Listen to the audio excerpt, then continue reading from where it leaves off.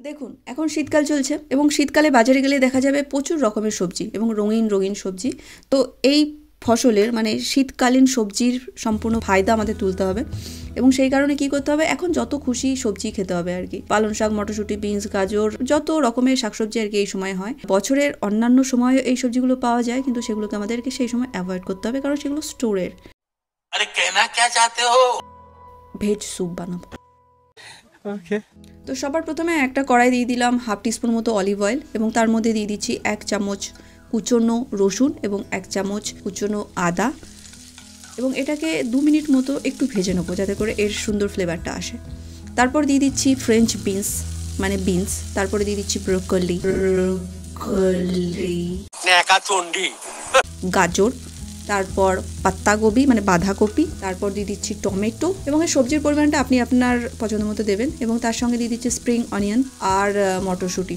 তো এখানে বলি একটা স্বাদ ছিল আমার ইচ্ছে ছিল যে বেগুনি বাঁধাকপি দেবো, কিন্তু ব্রোকলি কিনতে গিয়ে সব পয়সা শেষ হয়ে গেছে, তো এই জন্য সবুজ বাঁধাকপি নিয়েই চলে এসেছি।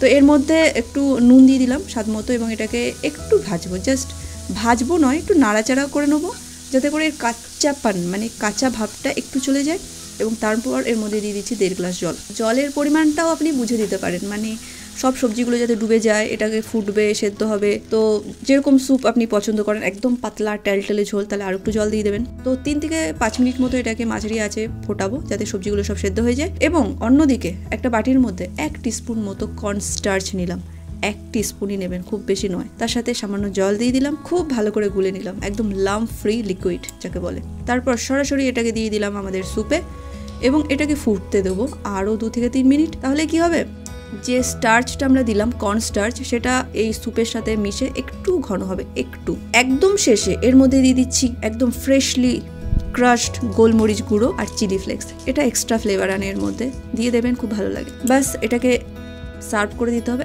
একদম গরম গরম, একটুও সময় নষ্ট করা যাবে না। এরপর আপনি যদি চান এর উপরে সামান্য লেবুর রসও দিতে পারেন, খেতে ভালো লাগে, আমি দিই পার্সোনালি। তো শীতে গরম গরম স্যুপ উপভোগ করুন। ভালো লাগলে অবশ্যই লাইক করবেন, শেয়ার করবেন, কমেন্ট করবেন, নতুন হলে চ্যানেলটি সাবস্ক্রাইব করবেন। ভালো ভালো খাবেন, মনে প্রাণে সুস্থ থাকবেন। Wait a minute. Who are you?